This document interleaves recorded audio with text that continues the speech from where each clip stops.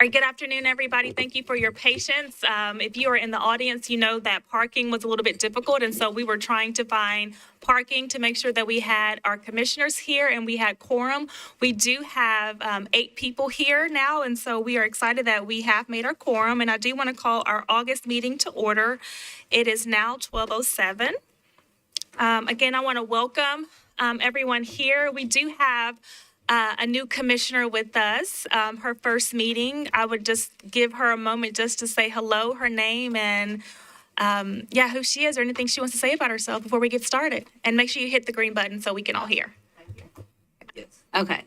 Wow, never done that before. Okay, my name is Jessie Rosenblum, and I'm just very honored to be here. I've been involved with the Nashville art community for several years, so I'm just excited to be part of it.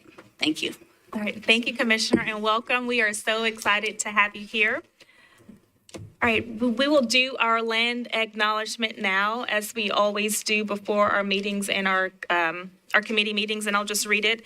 Metro Art stands and holds space on the unceded and sovereign lands of the Cherokee East, Yuchi, and Shawnee peoples who have stewarded it for generations. Every community owes its existence and vitality to generations from around the world who contributed their energy to making the history that led to this moment.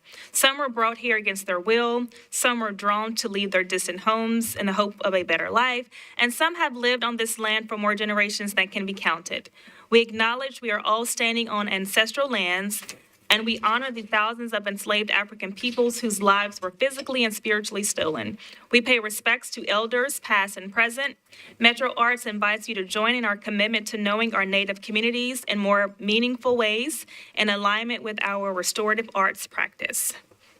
All right, now we will have public comment. As a reminder,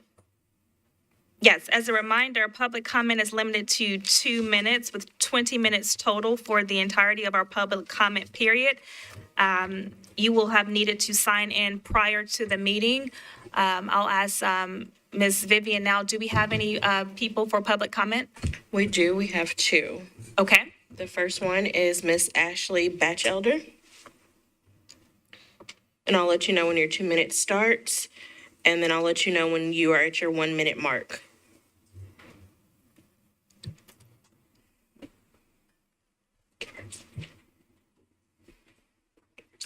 Yeah, hold on 1 second.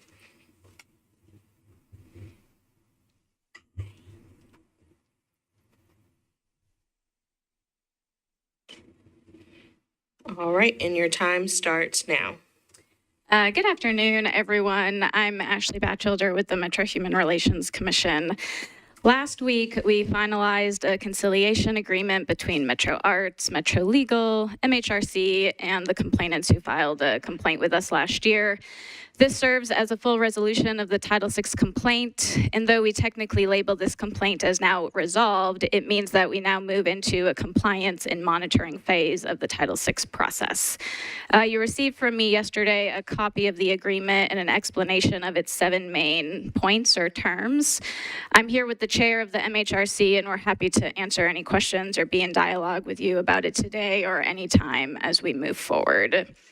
What I wanted to comment about and just be very clear about is that we don't want this agreement to be viewed as either a tacit or explicit endorsement of canceling or delaying any grants for the current fiscal year.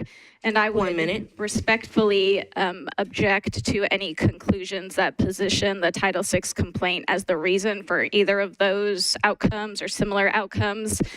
And as you know, we've been deep in the weeds with you all about this over the last year, and I hope that this body sees MHRC as a resource and not a detractor to the work that you are working to accomplish together.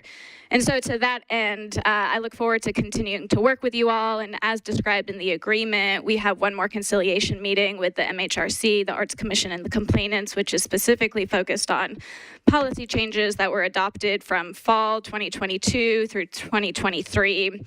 And I understand from watching committee meetings that you are likely to propose a reset or a change or an overhaul of the grant programs, but I hope that this isn't done in a way that's a disservice to all of the work that current and previous commissioners, staff, and community members have done in those policies. And so that's what really our last meeting is to focus on. Thank you for your time.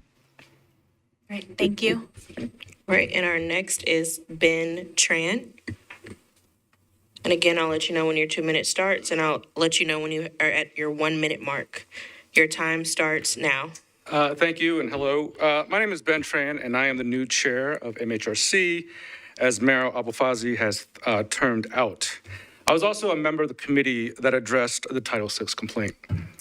After the swirl of information that has come from the August 12th, 2024 Metro Arts Grants and Funding Committee meeting and the reporting from WPLN, I wanted to clarify some aspects of the conciliation agreement.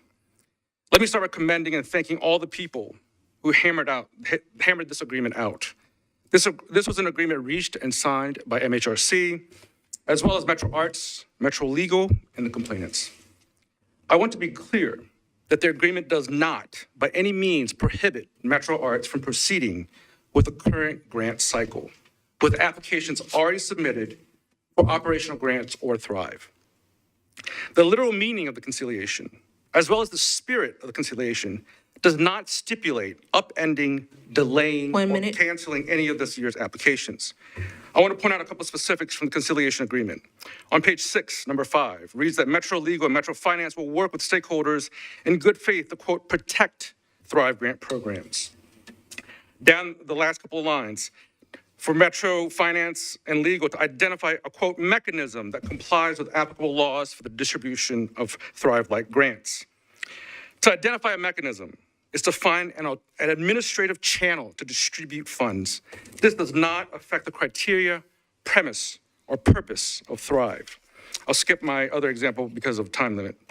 I'm here to ask that Metro Art Commissioners, you all, trust all the work that has been done leading up to this point so that all of Nashville can share, benefit from, and contribute to the beauty of our city. To delay or cancel any of the applications for this fiscal year already in will put us all in the same problematic boat that got us here in the first place.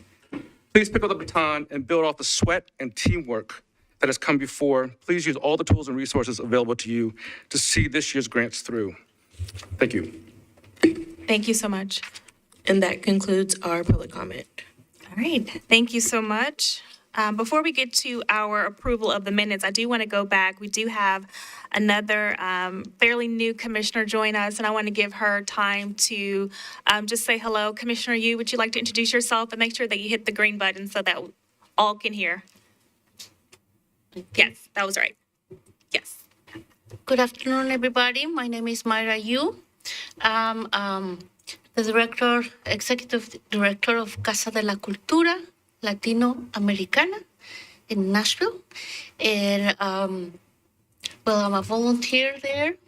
And my day job is to be a certified medical interpreter, and I work at Vanderbilt. I've been working with the community and for Casa de la Cultura for over 13 years.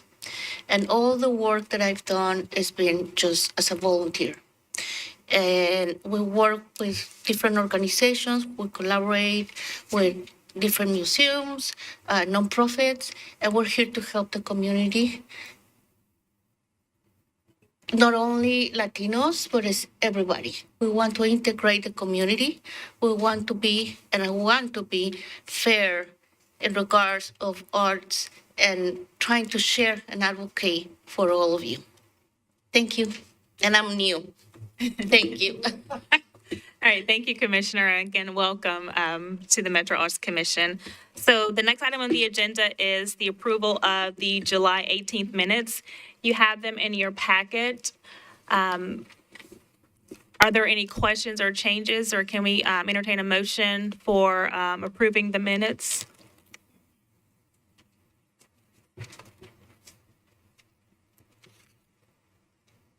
I move to approve. There's one change. I need to add the attendance of Commissioner Nichols Phillips, and that is the only change that I have. Okay. Are there any other changes? If none, can we get a motion to approve the minutes with the change to add Commissioner Nichols Phillips to being present? I so move. Is there a second? I second. All those in favor? Any opposed? Any abstentions? Carries. So the minutes of July 18th have been approved. The next is an artist spotlight. We have Sean Witzel. Hi, everyone. Today it's my pleasure to introduce our artist spotlight, Sean Witzel. Sean is a playwright, actor, director, producer, and founder of the Destiny Theater Experience. Sean believes in the transformative power of the arts and uses it to build community, raise awareness, and ignite change. His one-man show, 23-1, was called The Best Blend of Theater and Activism for its take on solitary confinement. Sean facilitates a variety of workshops ranging from drama to spoken word to diversity, equity, and inclusion with the local nonprofit Southern Word. He also serves on the board for the nonprofit organization Rooftop and is a member of the Metro Nashville Community Review Board. Most importantly, Sean is the proud father of 17-year-old Destiny. Sean, the floor is yours.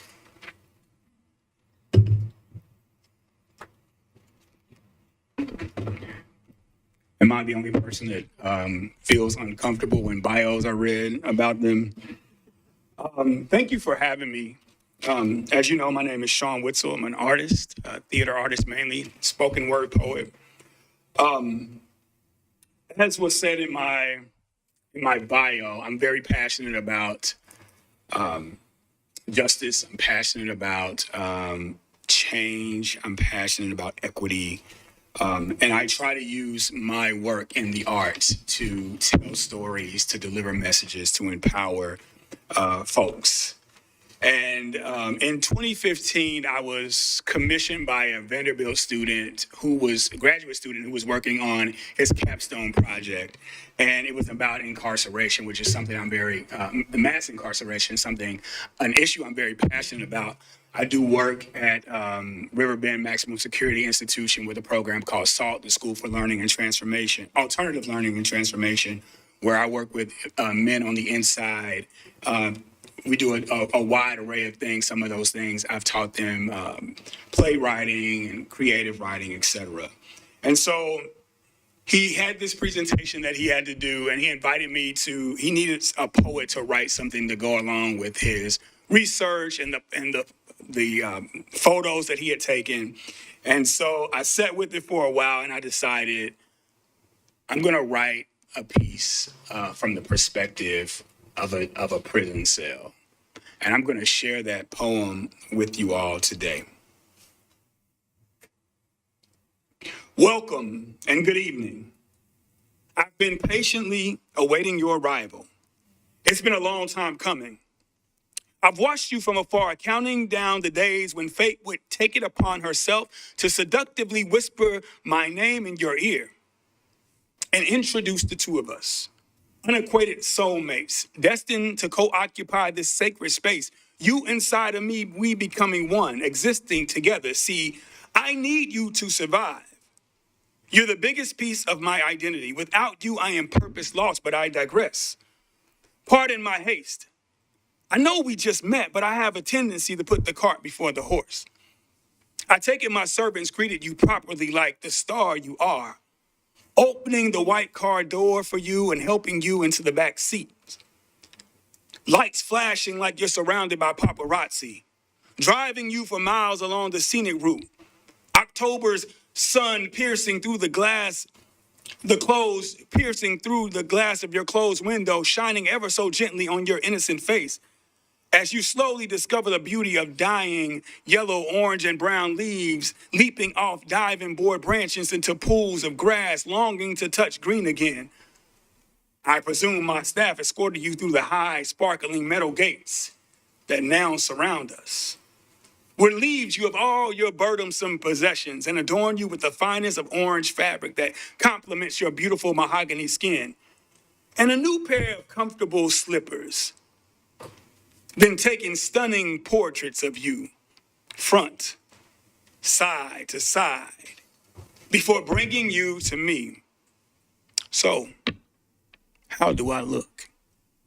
Smaller than you imagine? I get that often. A little plain, I see that. Maybe you can help me spice things up a bit. adding your own personal touches. Pardon my wide eyes placed deeply upon you, but I can't help myself. You are all I ever dreamed of and more. You're young, black, strong, intelligent, business savvy. I find your confidence, your overflowing confidence, extremely sexy, but the scent rising from the brown of your skin reeks with fear. Transparency. I see right through you. Forgive me. Where are my manners? Make yourself at home. Have a seat. You're going to be here for a while. An extended vacation. You'll have lots of time to relax and think. That piece is I used that piece. Thank you. After I wrote that piece, I sat on it for years, and then I used it to become the opening poem of my piece, my one-man show, 23-1, which is about solitary confinement. And that piece was also inspired by the work I do in prison. So I want to thank you all for having me here, and it's been a pleasure. Thank you very much.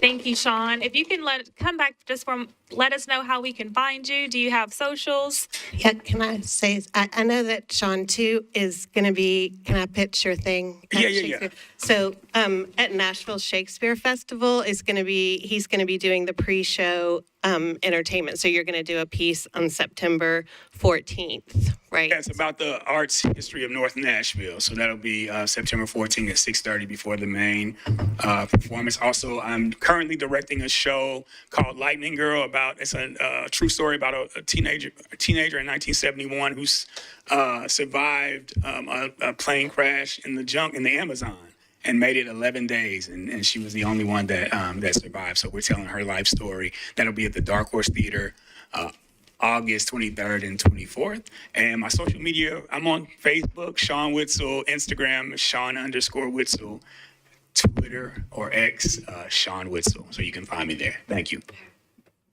All right, thank you so much. The next item on the agenda is going to be from the Public Art Committee. And I do want to remind, when we do start voting, we'll have Commissioner Lefowitz make the recommendation before we start voting. So Jessica, come on up. Hi, everyone. Welcome to the new commissioners. Thank you so much. It's good to see you all. I'm going to just give some of you an intro of what's about to happen since you might be new. So the public art team at Metro Arts works with the Percent Fund to work on public art all around Nashville. And we have 2 design proposals for you to vote on today. Is there something? Sorry. Oh, okay. I wasn't sure if I'd missed something there. We have 2 items to vote on today, which are design proposals. So the process is that we often decide on a project to develop. We create an RFQ, which is a request for proposals. That's often then followed by an RFP. Request for qualifications, RFP, request for proposals. And then we vote on a selection committee internally that then reviews proposals, comes up with semifinalists. Semifinalists then present, gets voted on by that selection panel to create finalists. We do community engagement after the contract process, and then we get to this moment, which is the design proposal. Some of the projects that you've seen around town have gone through that process. And I think what's exciting, especially for some of our longtime commissioners, is to see projects all the way through to installation and dedication. So right now, we're going to start with Omari Booker's, who's a local artist, design proposal for Strobel House, which is Nashville's first permanent supportive housing. He has completed community engagement part of the contract, and the community engagement was very instrumental in his design proposal. So next slide, please. His community engagement was largely done at Daybreak Arts and Room in the Inn, where he led creative workshops. Both of those organizations have strong creative practices already that he was able to plug into. So you'll see on the left, this is Strobel House. Some of you might have been at the ribbon cutting last month, but we've got 2 long planters on the left, and then we've got a wall on a corner. So we've got the front wall that you see, and then we have the side wall, which is above historic stone. So we're going to be doing 3-dimensional works in the planters, and then on the wall that looks a little bit lighter and smoother because it's new, we're going to be doing a mural piece that has 3-dimensional aspects to it. On the wall that's running that needs to be cleaned, yet to be cleaned, there's historic stone, so we'll be doing 2-dimensional works above that and let that historic stone be the 3-dimensional part of that wall. Next slide. So I created a PDF for all of you that hopefully you received in time to review that so that you could read it and not just have to read it on screen. So I've circled on the upper left the section where this drawing, this is his design. One thing that's great about seeing 2 design proposals back to back is you'll see how artists approach design really differently. So Omari Booker has created watercolors. He's included scale and dimensions on that. And you'll notice that the kind of fruits and vegetables on this wall will be the 3-dimensional aspects. This idea of having a landscape and kind of a verdant, abundant landscape was to kind of project this idea of abundance and of having enough. There also a lot came up in his community engagement with unhoused populations about how often nature is perceived as a space of vulnerability because you have to withstand the elements. And really thinking about once you have a home, nature can be a place for enjoyment and reflection and abundance. So changing that perspective. Next slide, please, Claudia. So on the sidewall, I've circled here where that will be. He's going to paint a mural of the idea of being in a home inside looking out. And this was, again, informed by community engagement, the importance of having a window to look out of. And again, it's this idea of enjoying nature from a place of safety, not a place of vulnerability. Next slide, please. And then he's going to include artwork. Some of it will be informed by his own work, and I'm sure driving around Nashville, you've seen some of Booker's work. And this will be on the further end of the wall. He's also included the peanut butter and jelly sandwich reference, which is an important reference from Father Strobel and Room in the Inn. These are the designs for the planters. A theme that kept recurring in the community engagement was that one of transformation, going from kind of the pod to the caterpillar to the butterfly. And you can see here in his quotations, the planters are another space where nature growth and development will be incorporated. He's going to reuse materials for this to also talk about things that have been discarded can be transformed into something really beautiful as a metaphor also for the space. Next slide, Claudia. You can see his budget here, which includes subcontractors, installation, fabrication, materials, his own artist fee, overhead, and contingency. We asked for a 20% contingency. Next slide. All right, thank you. Commissioner Lefowitz, you are a member of the Public Art Committee. Oh, you're not? I thought you were a member of the committee. Please forgive me. Who's on the Public Art Committee?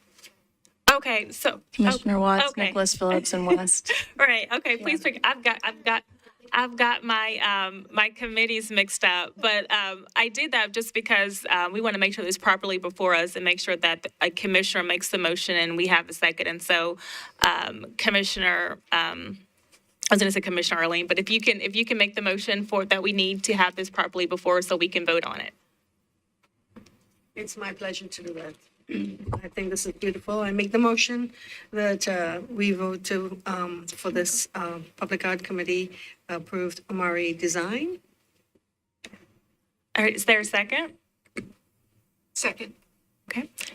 Is there a discussion on this? All right. Do you want to call the roll? Yeah, let's call the roll. Make sure we have it on record. I will call that roll. All right, Commissioner Love, Yes. Commissioner Lefkowitz, Yes.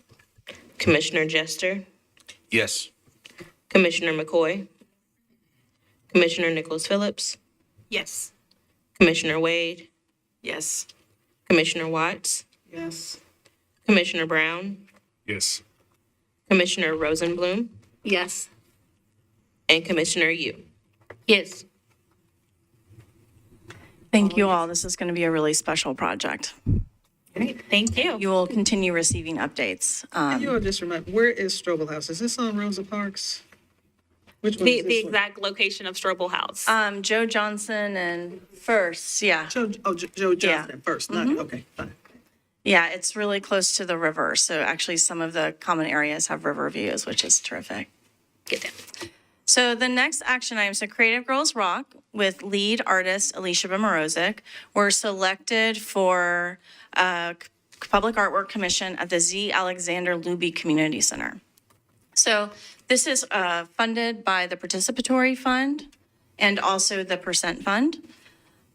We have their community engagements. One was going to be an event at Luby. We had to move it to virtual because of tornadoes. And then their second one was a panel at Napier Elementary. And they really used their community engagement to learn more about Luby, to meet people in the community that were connected to Z. Alexander Luby in some way, and to let that inform their research, that informs their design. So this is, if you'll look at, we're going to start the mural at 8 feet up. So the bottom of the mural will be 8 feet up, and it will go all the way up and across the span of the building. It's going to be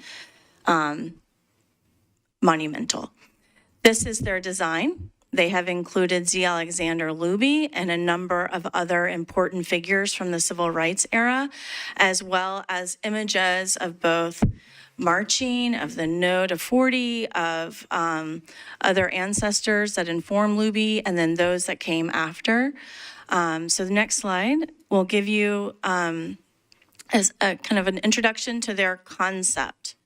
So in general, they want the mural to honor Z. Alexander Luby. They want to help it honor and educate the people that came before Luby that were instrumental in the civil rights movement, and also those that came after, so that viewers and visitors to Luby Community Center can understand and continue the legacy, community leadership, education, and justice.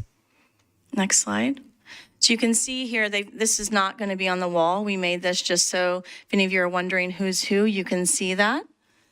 So Z. Alexander Luby is really coming out through the forefront.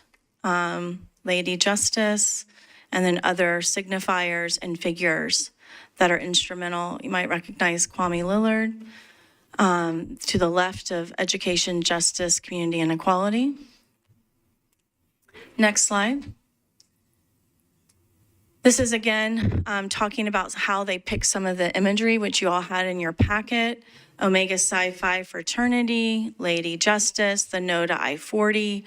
Dr. Luby is presented in the courtroom. Grafta Luby is included, as well as the figures listed there. Next slide, please. This is just more information that you all received. Next slide. And then this is them expounding on how they pick those 4 words as the principal text in the mural. Education, justice, community, and equality. Right. This is the budget. So you'll notice this budget's kind of low. And the reason it's low is because Metro Arts is actually buying all of the materials and doing all of the installation. So the budget is only to pay for the artist. They're getting rental space. They do their own marketing and advertising. You can see the breakdown here, but I don't want you to be concerned about that number because Metro Arts is covering all. We're purchasing the polytab. We're having it ghost printed for them beforehand, which will give them the outline of their design. And then Metro Arts will pay for our installers to install. Next slide. Can you make the motion?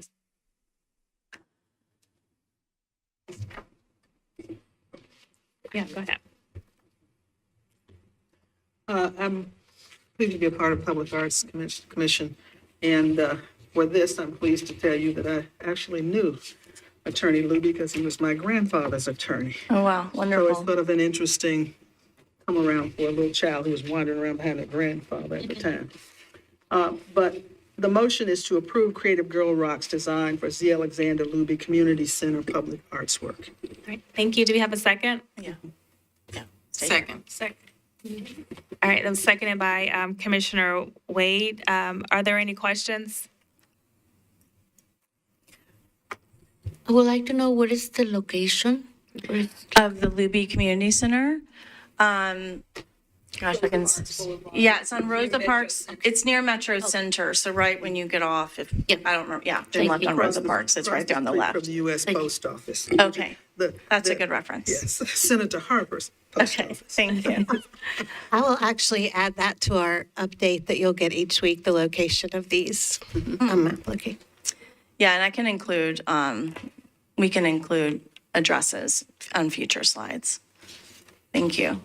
Are there any other questions or discussion? All right, Vivian, if you can call the roll. Right. Commissioner Love, Yes. Commissioner Lefkowitz, Yes. Commissioner Jester, Yes. Commissioner McCoy, Commissioner Nichols Phillips, Yes. Commissioner Wade, Yes. Commissioner Watts, Yes. Commissioner Brown, Yes. Commissioner Rosenblum, Yes. and Commissioner Yu. Yes. All right, motion carries. It's approved. Thank you so much. And we have one more. Jessica, one more? Yeah, we had a really beautiful lending library exhibition at the Nashville Public Library main branch. If any of you weren't able to be there, it's up until 4 o'clock tomorrow. But we just wanted to share some data that we've collected as we were collecting the work. So an evaluation of the 113 artworks and artist reveal. In terms of the artist purchase total and the average price, $61,045 is the total purchase amount for the 113 artworks. We raised the average purchase price from $661 to $2,000. So that's really great news for artists in Nashville, and it's actually much more fair. A sample of optional demographic information, 39 artists in our 113 works identify as BIPOC, 17 as people with disabilities, 9 as ELL, immigrants and refugees, and 10 as LGBTQI. Another exciting note for this most current round is 45 of the 53 artists we just collected, this is their first involvement with Metro Arts. So that's a really nice way for them to be involved. Next slide. It's stuck? Okay. So this is an image of the exhibition. We had quite the turnout. It was a really, really special night. The ED of Library spoke, Dr. Coleman spoke, so that was really great news. I'm going to actually, I want to just touch base on communications in public art, because we've been doing a lot of good work, and let our communications manager, Darren Jackson, come up. But first, I want to announce two things. The fairgrounds will be dedicated on September the 12th, which is great news, and you will receive more information from Dr. Coleman and the public art team about that. Second announcement is this is my last commission meeting. I've resigned as public art manager to move on to other opportunities. So thank you so much for the opportunity to serve Nashville and arts. Thank you. Thank you, Jessica. Okay.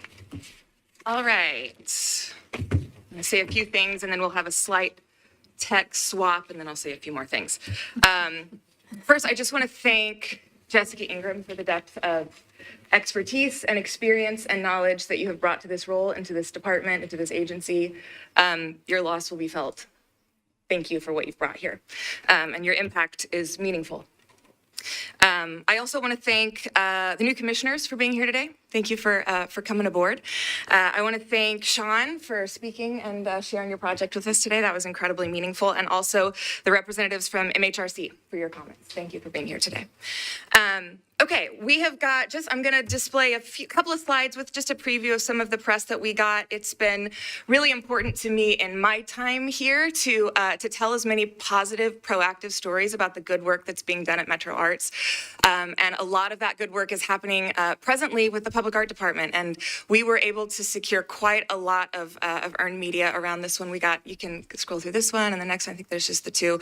Little preview. There's a list of articles that you can read. And then I had an interview today or a conversation with a reporter from Axios today. So we'll have a little bit more forthcoming next week. And that's a testament to the good work of the Public Art Department, to Ann Leslie and her vision on this program, and to Jessica for shepherding it through, and for the team for executing it so well.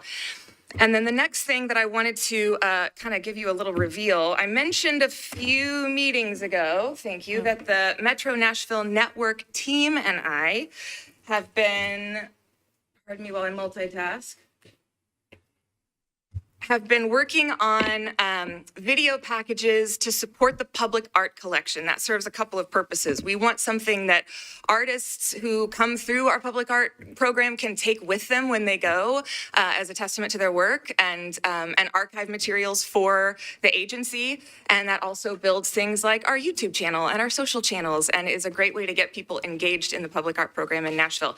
And we've been working on that all summer, and I've got several finished, and wanted to give you just a quick sneak peek of one of them so you have a sense of kind of what's coming. Let's see if this works when I push play.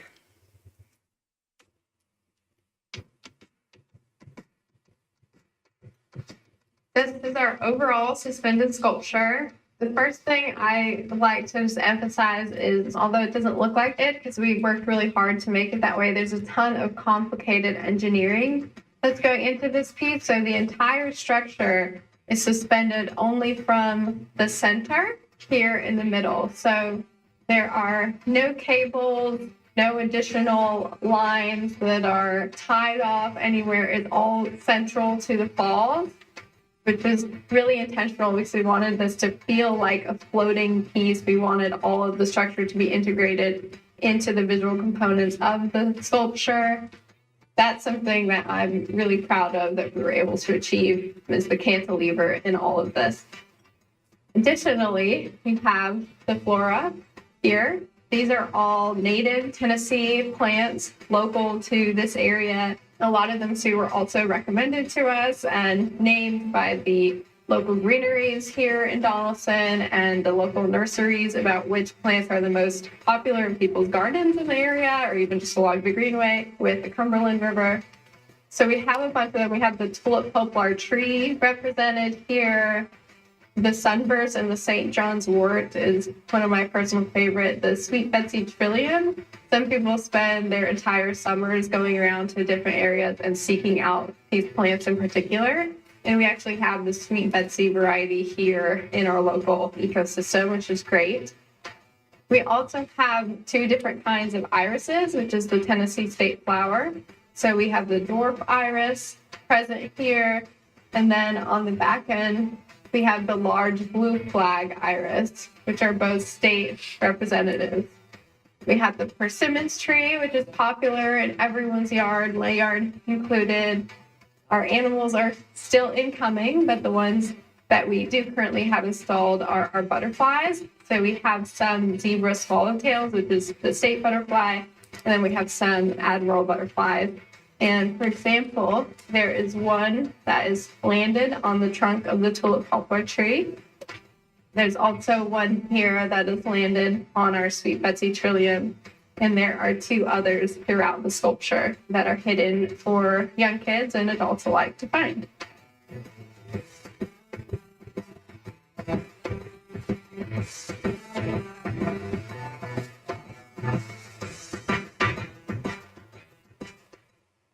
All right. So quick, thank you guys. Shout out to John Ferguson, who is the drone operator for the footage, and to Michael Bunch, who is our photographer, and Tim Jarvis, who's the videographer, and he and I helped, we edited that together. So really proud of that work. Y'all will.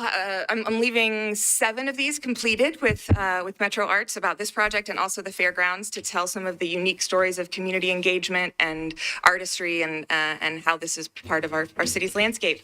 And just another brief announcement: I have also tendered my resignation as communications manager, and this will be my last commission meeting as well. I wish you all the best in the months to come. Thank you. All right, thank you so much to both of you. Does that complete Public Art Committee? Okay, thank you so much. I always enjoy the Public Art Committee because you can truly see our mission in action when the committee reports out. And so thank you so much for everything you've done, you are doing, and congratulations on new opportunities that you both will have. So thank you so much. The next item on the agenda is the Grants and Funding Committee. So Commissioner Jester. Yes, thank you. I want to start off by saying that these are tenuous times at Metro Arts, and in order to not do further harm to the art community, it is important that we tread carefully as we move forward. We're also aware that moving too slow will cause further harm to the arts community. It is necessary that we move both quickly and carefully over the next weeks and months. To that end, there's been a lot of good questions born from a lot of confusion as Metro Arts and the Metro Arts Commission work to set our organization back on solid footing. The last Grants and Funding Committee meeting caused some of the confusion as we spoke about the need to do something with the Thrive Award and operating grant applications we currently have sitting in submittal. I'm going to take a moment to address both Thrive Awards and operating grants today. The conciliation agreement, which Dr. Coleman will speak about more shortly, offers a helpful path forward for both Thrive and operating grants. The conciliation agreement provides a way forward to protect the Thrive program by forming a working group, independent of the Grants and Funding Committee, that is tasked with either modifying the current program or creating a new program altogether that will legally and compliantly allow payments to be made directly to artists. The deadlines for the Thrive Working Group are October 29, 2024 or sooner to identify a range of options, January 6, 2025 or sooner to present actionable recommendations, February 25, 2025 or sooner to have drafted necessary legislation, and April 1 of 2025 or sooner to have submitted legislation. The future of Thrive is now fully in the hands of the working group as agreed upon by all parties involved in conciliation. The conciliated agreement also calls for Metro Arts to develop new operating grant policies and procedures that prioritize robust community engagement and consideration of community feedback.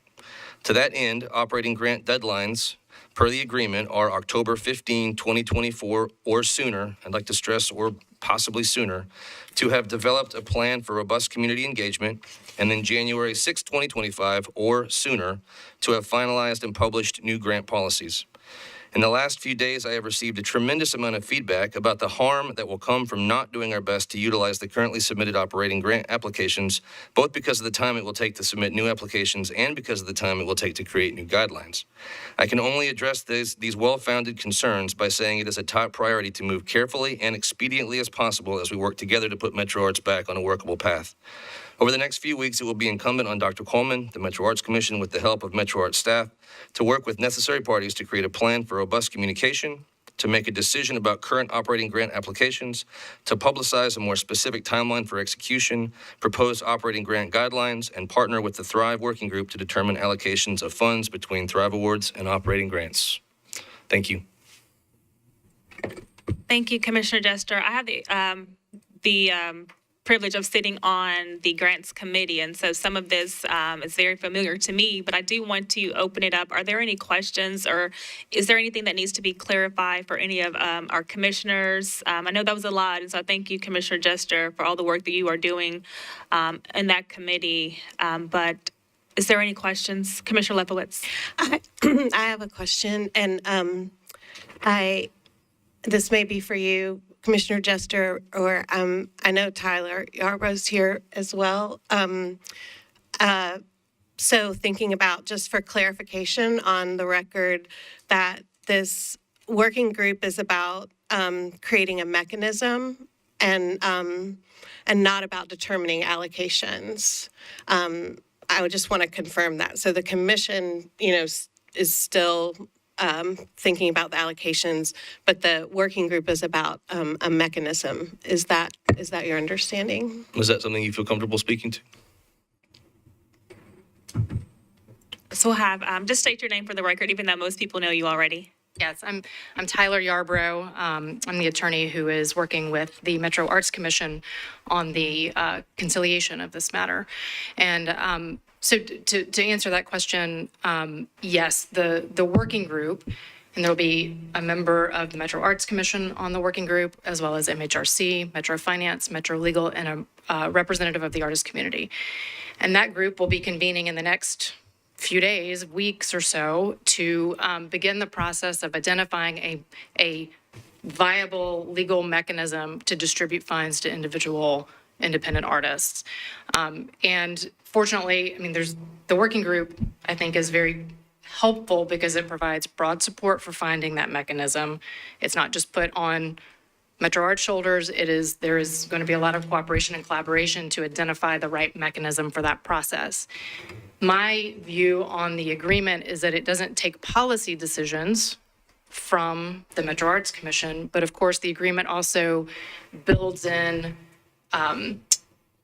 as just generally speaking, your job builds in the necessity of broad public engagement and, consideration of the feedback from that engagement to inform your policy decisions.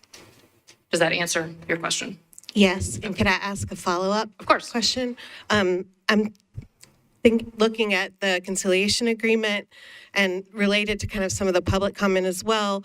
The only deadline that I saw was 1/6/25 for any new grant guidelines being published in terms of operating grants. But just, again, a clarifying question. There's nothing that says that it can't happen sooner, and there's nothing that necessitates necessarily changing things or taking some of the work that was done before. There's been a significant amount of work that's done, and using that, right, to kind of expedite the process. Right.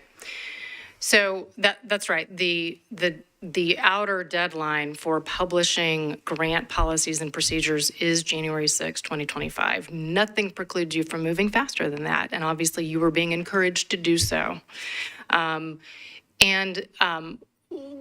What I will also say is that this agreement, the timeline that was put in place wanted to provide all the parties that are involved in effectuating this agreement ample time so that you're not set up for failure and you're not set up to fail to meet these deadlines. These deadlines are imminently achievable, right?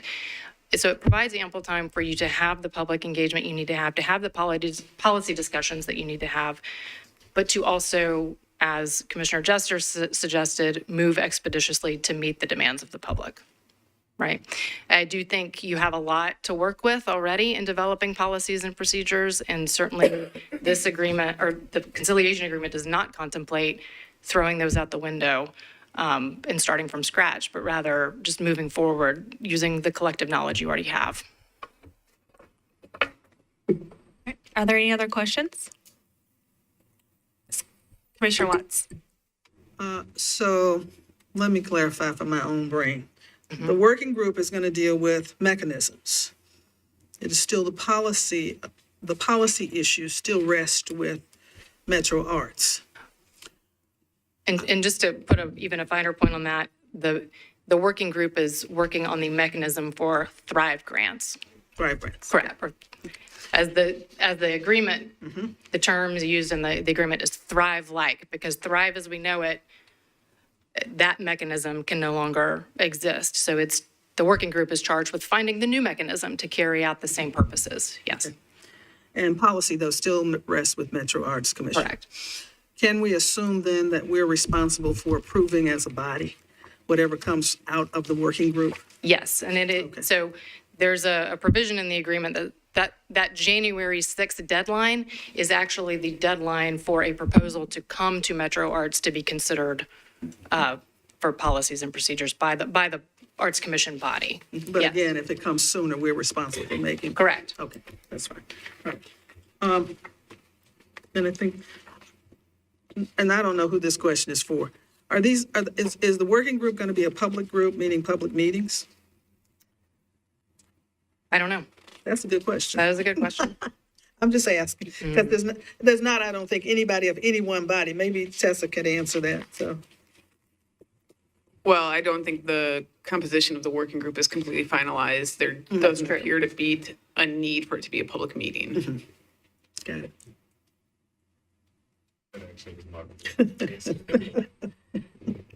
Okay, thank you, Commissioner Watts. Are there any other questions? All right. Oh, one more. Is the conciliation agreement, it is public, and where can people find it if they want to find it? They could email me and I'll send it to them. No. You mean members of the public? It should be in your inboxes. Yes, I meant members of the public, or just, is it public? And yes. Is a public document. I do not know that it is posted anywhere. as of yet. Our website. Oh, it will be posted on the website for the people, the public who want to view that agreement. It will be posted on the website. Thank you, Darren. All right. Thank you, Attorney Yarborough. Thank you, Commissioner Jester. Right now, we will move on to our CARE committee. Is there someone on that committee who can do the update on that? That's me. Okay, that's where I had you. So first, I just want to thank Commissioner Harden, who's the chair of the CARE Committee, who's not here today, and the entire CARE Committee. For the new commissioners, the CARE Committee actually is our only committee that has community members as well. And there's a long tradition of community involvement with CARE. And Commissioner Harden's not here, but I'll just say he's doing an amazing job along with the staff in supporting moving forward and doing some clarification. So what the committee is working on right now is working on a definition actually of equity, which we believe will be very helpful, right, in the work that is to come in terms of looking at funding and policy and strategy. So we have been collectively writing a definition of equity. And right now, what we're doing is strategizing the process and the timeline for engaging the community in deeper ways with this language, and then also kind of using it as a prototype or testing it as like a living document. So for example, if something comes to the CARE committee, say something to do with grants or something to do with public art, is there a way to use this definition, right, as a living document to evaluate or look at what is before us so that the CARE committee can provide recommendations to the full commission. So that is the work that is going on right now, and it's been really fun. I'd like to invite commissioners to come to the meeting even if you're not on the committee. I know that there's a lot, but it's really good work and interesting, and there's engagement with the community. So that's all I have for CARE. Thank you. All right, thank you, Commissioner Lefkowitz. Do we have any questions? Commissioner Watts? Yes. Since Metro Arts' mission is driving equitable and vibrant community, are we also going to look at what is equitable and what is equity? Because I think they're all live in the same environment, but one is larger than the other. And then what is a vibrant community and what does that look like?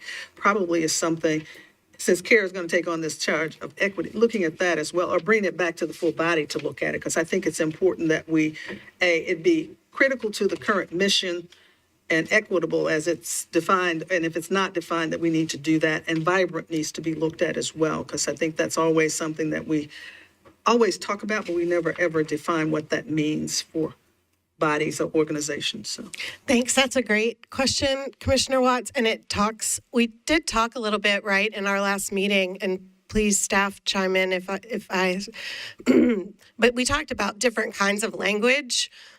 So thinking about the language of kind of like branding, right, and how we present ourselves, there's like visioning kind of language, which I think is what we're trying to come up with now. There's language of governance, right? So whatever would happen in our bylaws and so thinking about different kinds of language.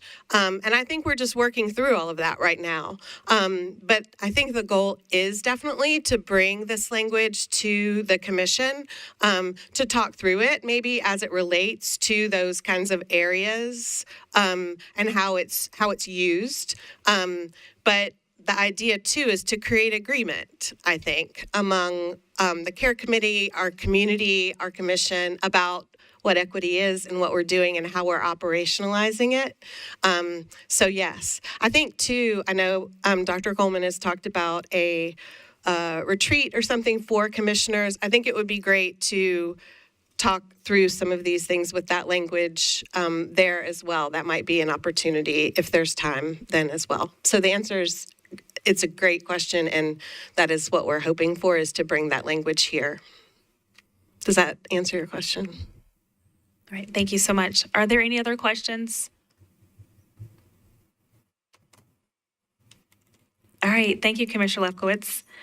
Next, we have Budget and Oversight Committee from Commissioner Watts.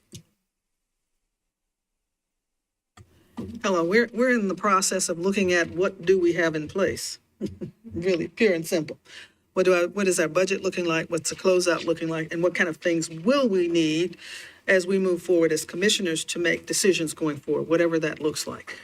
Some things are in place, some things need review, some things need actual development. And that was what we discussed. We understand that there are some internal administrative procedures that are under review. As a member of Public Arts, I think they've done a great job of identifying and having process and procedures.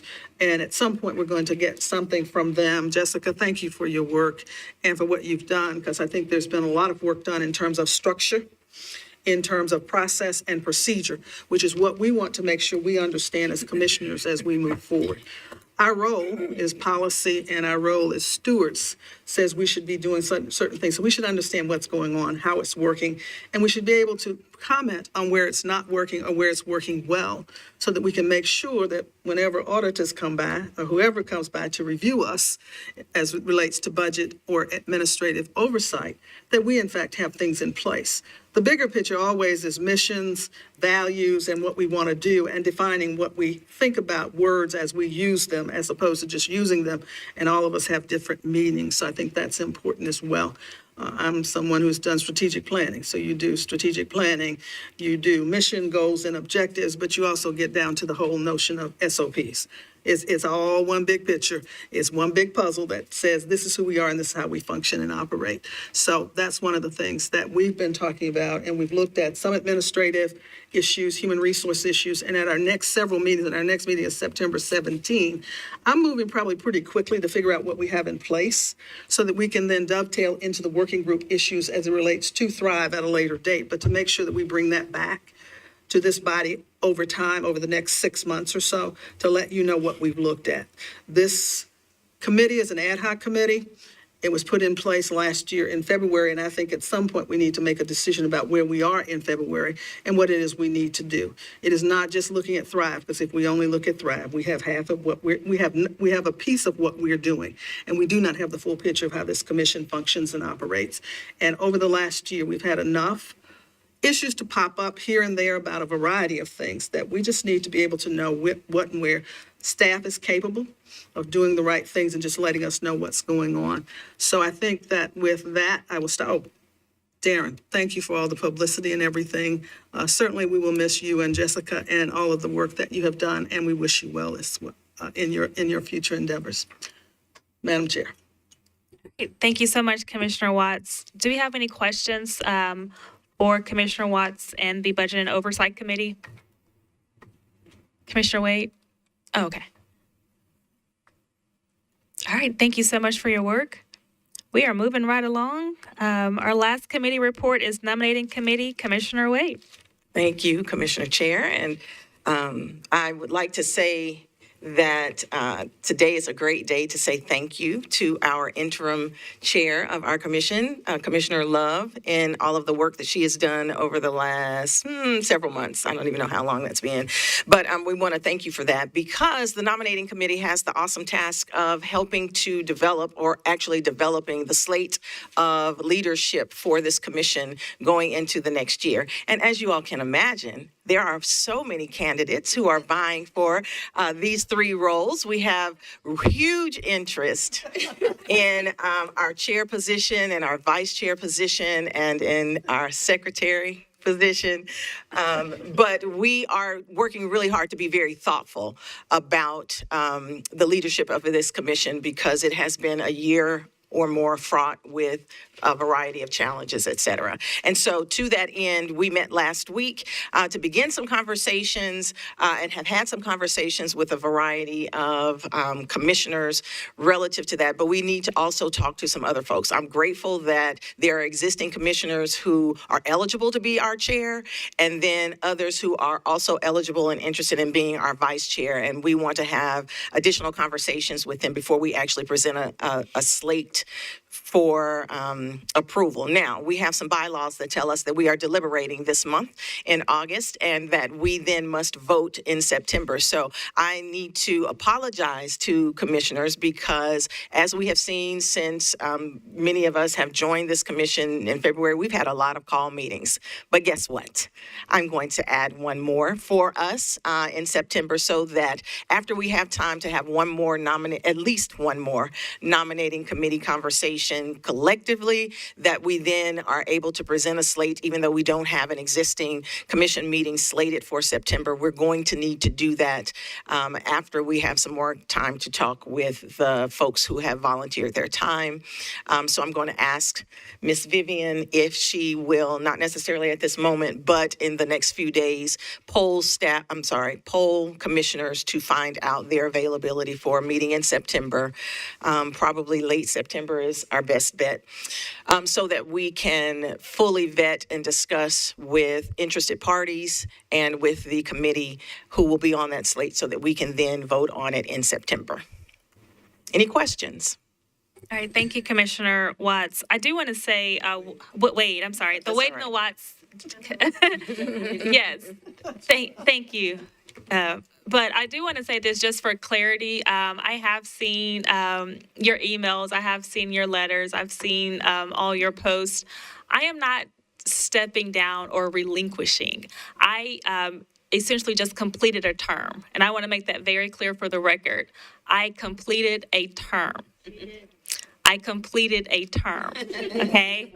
So I'm not relinquishing, stepping down, resigning. That is not what's happening. We just have to have an election. And so that is what's going on. And so the nominating committee is tasked with getting a slate together and having an election so that we can have an official vote on leadership. But I just want to make that very clear just for the record, because I have seen, Commissioner Love stepping down. Like that's not what's going on. It's just that I have completed a term and we need to have elections again. And so I do want to ask the question to legal, in the event that we do not have a slate or in the event that we do not get a chance to vote in September, what happens to the current office? I want to make sure that's clear and on the record of where we are procedurally.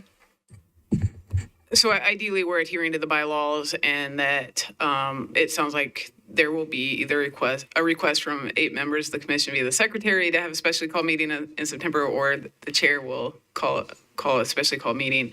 In the event that cannot happen, the officer positions won't become blank. There are other mechanisms such as at the next regularly called meeting, suspending rules of the bylaws to allow the current officers to continue to serve. But ideally, we're meeting in September and electing officers. Thank you. I just wanted to just make that clear that just if something happened that we could not meet in September, we're not just, leadershipless. Like people can remain in their same roles until we are able to have an election based on what Attorney Tessa said. Yes, and it would, if worst case scenario, we don't have new officers in September at the next regular calls meeting, there would be another mechanism that would need to take place, such as suspension of rules. Okay. I have a question. So if what you're saying, something happened and we don't have the vote or the meeting, who will be taking over?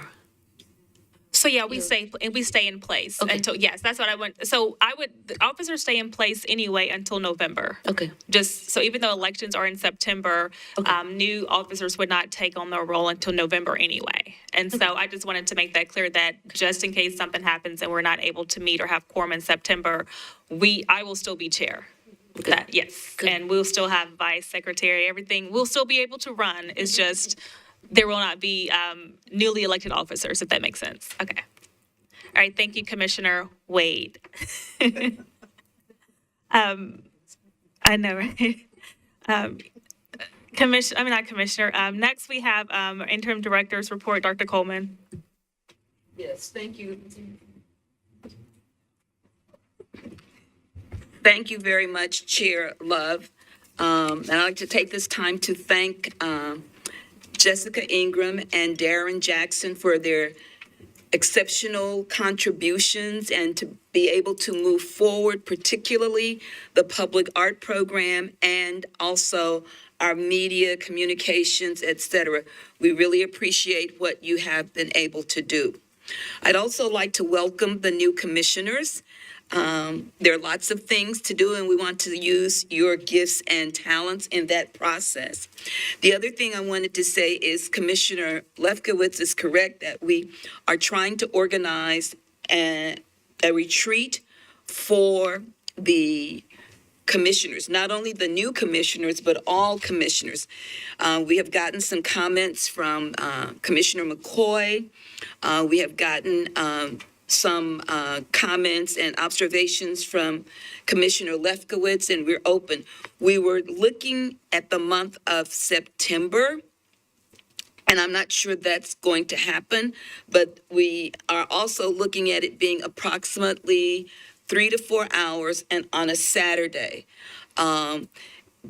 Vivian has begun a poll, and we weren't able to get with everybody to see what their preferences are, but that is what we are planning at this time. I'd also like to announce a major accomplishment. We're going to have 15 commissioners after August 20th. On August 20th, we will, at the council meeting, I haven't seen anybody not confirm yet. We will be having Gila Khalil and Sean Knight as the two new commissioners that will bring us up to 15.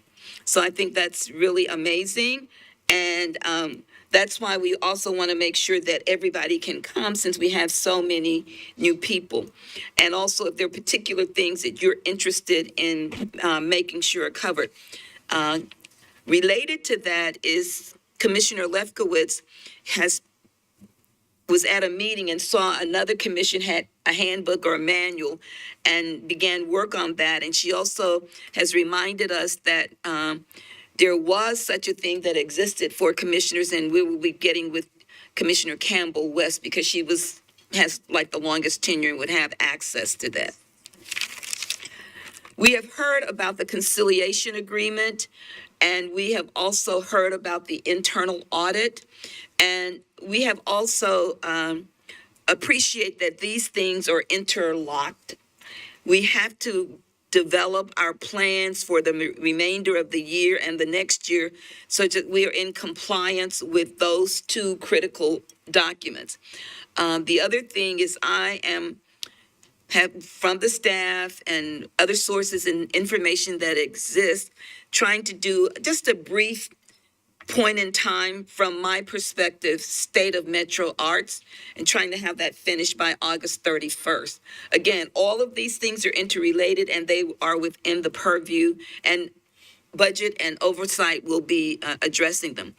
I would like to announce publicly that we are requesting, and I've sent an email already, all managers to do two things and their timelines.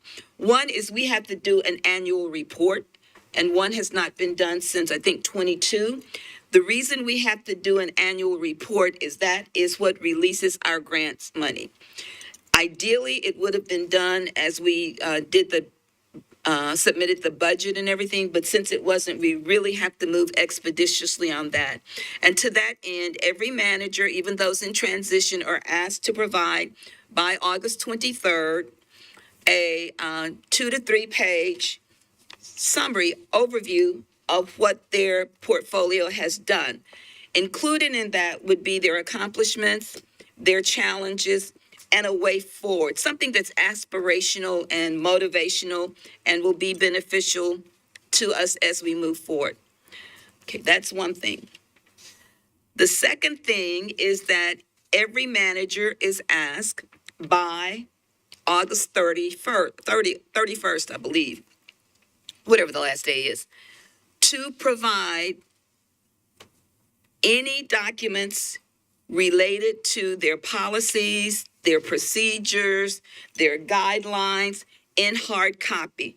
Commissioner Watts has asked for this, and we want to make sure we do. We have some. Now, some of them are 73-page documents, And so we know that you have your professional and your personal lives. And we're asking also that there be a brief summary of the major points of what your particular portfolio does. There are a lot of rules and regulations for some, there are none for others. So we just want to have a handle on that. And if we can get those two things done by the end of this month, the 23rd and the 31st. I've also asked if for whatever reason somebody can't do it, that they let me know today. This is very important, and it can hold up the work of the Budget and Oversight Committee. I don't know if you guys have any questions about that, but I wanted to just make sure we brought that up and that it was a matter of record. Okay, the next important thing we need to address is the conciliation agreement. I have a prepared statement that the lawyers have done that we want to read and to make sure we all know where we are and what's going on. As has been previously reported, the conciliation agreement is now final, with all parties having joined in the agreement: Metro Arts, Metro Legal, MHRC, and the 6 Title VI complainants.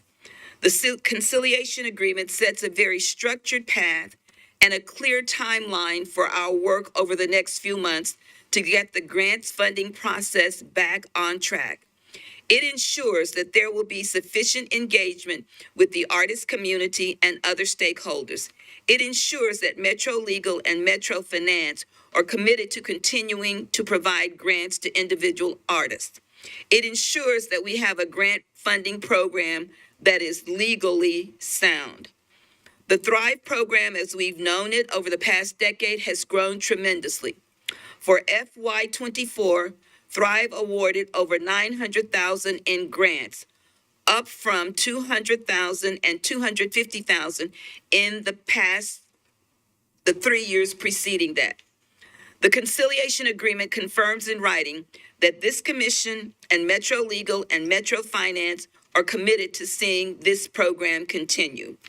Thrive, as we've known it, will look different in how it is administered.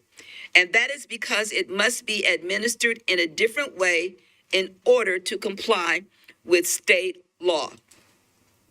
The conciliation agreement establishes a working group with a representative each from Metro Arts, Metro Legal, Metro Finance, MHRC, and the artist community.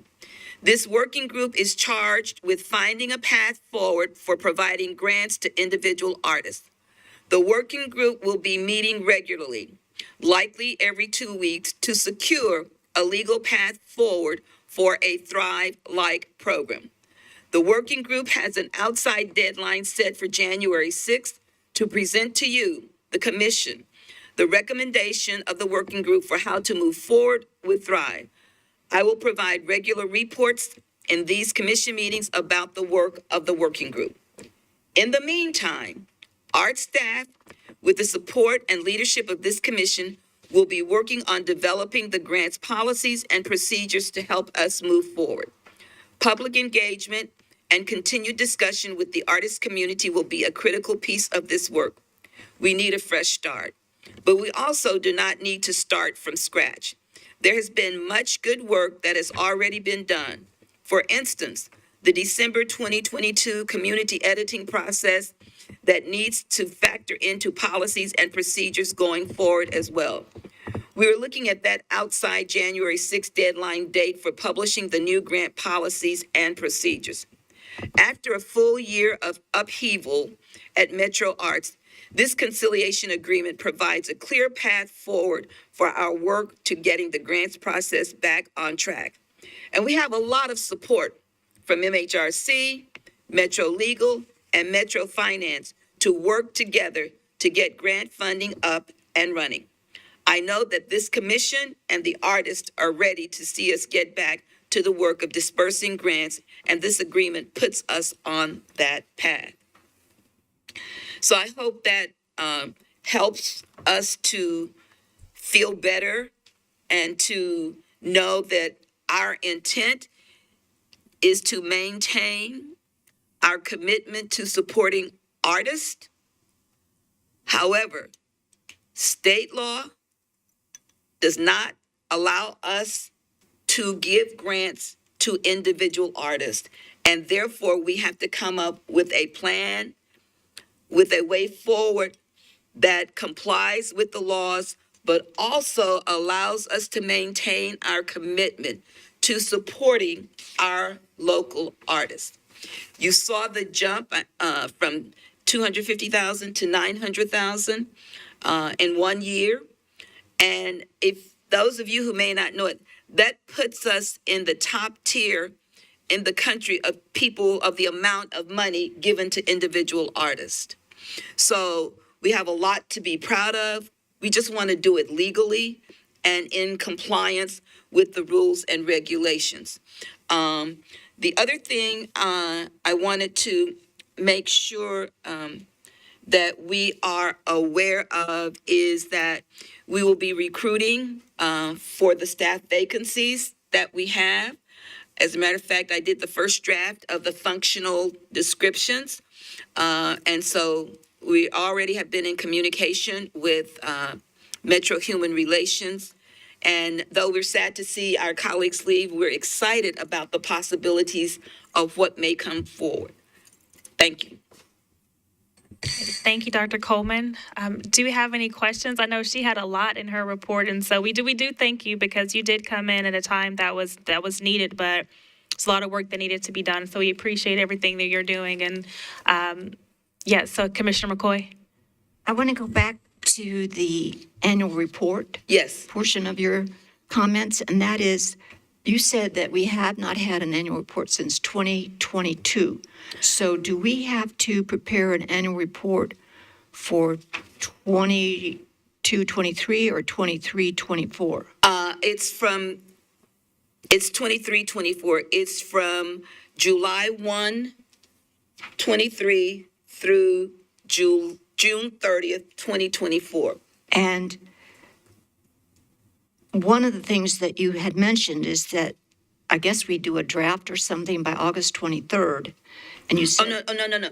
That was a public announcement for what our staff has to do. Okay. And so we wanted the staff by August 23rd, which is next Friday, I believe, to submit just a 2 to 3 page summary of what their work has been. And the reason we're doing it that way, they will have better knowledge and can do it more quickly than I could.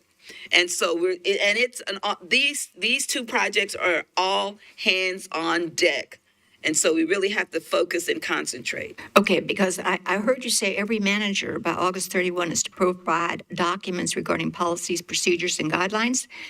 And it sounded like maybe we were supposed to do that. And I just want to be sure we're not supposed to do it, the commissioners. No, not that I'm aware of. Okay. And the reason is there are a lot of policies and procedures that are not necessarily in SharePoint or they're not necessarily on the web. So we don't want to give you another job. You're volunteers, and we're grateful for the time and effort you spend. And a lot of you, you come to all of the committee meetings, you come to the commission meetings, and I think we're on a good trajectory that we have quorum, and that has to be our goal, that we have to have quorum at every meeting. We know you have other lives, but this is very important until we can get on firmer footing. Can I add I just looked up the last annual report, and Darren, you can correct me if I'm wrong, but the last annual report that's posted on the website is 2021. I just wanted to say that for the record. That is correct. However, I have seen a 2022 now. Oh, cool. It was not posted. Oh. And somebody gave it to me. I'm not even sure. Maybe it was Molly. I'm not really sure. But you're correct. That is what is posted. I'm sorry? Well, it says 2021, and if they don't have, that's true, and we will. Commissioner Watts. I would just suggest that the 2022, if it exists, come back to this board, even though we weren't in place, just as a kind of a perfunctory matter of saying, here it is, and then post it along with the 2024 when you get it, when you complete it, so.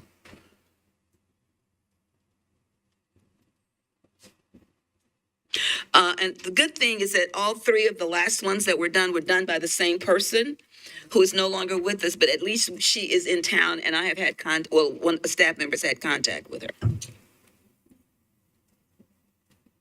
All right, thank you so much, Dr. Coleman. All right, the next thing is old business and new business. I do want to say, I know we've, something that just came up about, quorum. We were not a fully, I want to say fully functioning. We did not have a full commission for a long time, and so our commissioners were doing a lot, making sure that we were moving our schedules around to make sure that we were at all the meetings and then our committee meetings. And so a lot of people were doing a little bit double duty on our committees. And so I do want for the new commissioners is that you will be on a committee. So don't think that you are just here looking at us today. And so you will get to work and we will have you on our committees. And so we are so excited about that. And so just be looking for more information about, what those committees are and which committees. And so you will be assigned to a committee. So be looking for that. And this may be the last time we refer to you as new commissioners because now you are here and we are all here together and we are all here to get to work. And so we are so excited again to have you here with us. Chris, did you have something that you needed to say? Yeah, thank you. First of all, just want to say welcome new commissioners. Thank you guys for jumping on board to support the artists and arts of Nashville. My name is Chris Afote, current Finance and Operations Director. And I just want to say thankful for the opportunity, thankful for being able to establish relationships that have helped me build along the way and grow in time. But I'm also resigning as well. This is my last commission meeting. So I pray that you guys are able to continue on with your mission with making sure that the arts are definitely supported and appreciated and protected here in Nashville. Thank you. Do we have any announcements that anyone needed to make? I wanted to tell the new commissioners and just give everyone an update because we've had so much turnover on the commission, trying to create resources that will be helpful to get everybody up to speed. Dr. Coleman mentioned the retreat and the handbook that we're going to work on, but just so you know, I send out, and it may not be every week, it may be like every 10 days or something, a small digest of just information, upcoming events, council. So there is some legislation, for example, on second reading in council this next Tuesday. So I just try and give you the information that you need because, we exist in the context of all of which we live. Thank you, Vice President. And looking for ways to incorporate that so that it's easier for you to understand the context and history. So there's that piece. And also, Vivian and I are working on minutes, and in those updates, I'm trying to do minutes very quickly. We're trying to have minutes with action items so that everybody knows upfront what we're kind of doing from place to place. So what I send out tomorrow will have all of our draft minutes from this week's meetings. And you'll be able to easily, it's got action items, a summary, and then more detailed minutes. So just look for that. It'll come from Vivian, not from me. And I had a question. Can I ask a question? Yeah. I cannot remember what is going on in terms of the search. Is that happen after our nominating the director search? It doesn't necessarily have to happen in that order, but it is going to be a few months before we even get to that. Just, do you want to, Dr. Coleman? Yes. Chair Loved, I believe last month or the month before, shortly after I got here, asked what the process and procedure was and that I should be in contact with Shannon Hall, who is the director of HR. I did reach out to her because we wanted to just have a meeting to understand the process, because I had seen quoted that she said it would take about 6 months. And when I spoke with her, she told me that, and she emailed me rather, that Metro was in the middle of a number of key searches for executive directors, and it would be several months before they got to us. So the 6-month trajectory is not realistic at this point. As soon as we have more information, you will be the first to know. Understand that there's nothing that's going on that we are just not made privy to or just aware of. And so as soon as we have more information about that, we will give you that and make sure that we do have commissioners involved in that process. There has not been a committee or anyone assigned to work on that right now. And so you have not missed anything. We just have not gotten to that yet, just because of the timeline. All right, are there any other announcements before we adjourn? Can I say one more thing? Oh, yes. I just want to also thank Darren and Jessica and Chris for your work and for the legacy of what you'll leave. And I won't say more, but I'll just say thank you. Thank you. Yes, Commissioner Yu. I have a question. Can I announce a free event in the community for everybody? Yes, you can announce that. Okay. Through Casa de la Cultura, I'm an artist. I forgot to tell you that. I'm an artist too. I'm a graphic designer, among other things. But Casa de la Cultura, or House of Culture Latinoamericana, invites you to an annual event that we have. And this year is going to be at the Fisher Arts Center at Belmont. And it's called Mexico en el Corazón. Mexico at the heart. So we want to share the culture, the music. It's like giving you a little short journey through the Mexican culture and arts and traditions. And we want to integrate the community. So and have just one community in one night. And you can follow the updates, how you reserve the tickets. And it's going to be September 8th. It's on a Sunday at 5. And I will let you know when the tickets will be posted, because in less than 3 hours, all of them are gone. But if you have any issues, just send me a message or call me, and I will figure it out how you can get there. So thank you very much. And thank you, all of you, for having me, for welcoming me as part of one of the commissioners. Thank you. Thank you, Commissioner Yu. All right, we have nothing else for the good of the order. I will entertain a motion to adjourn. So moved. And I second. Okay. All those in favor? All right. None opposed. All right. Thank you. We are adjourned at 1:34. Love your sheet.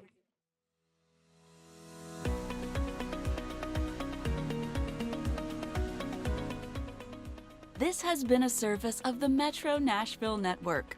If you would like to see this presentation again, or for more information on this and other programs, visit nashville.gov.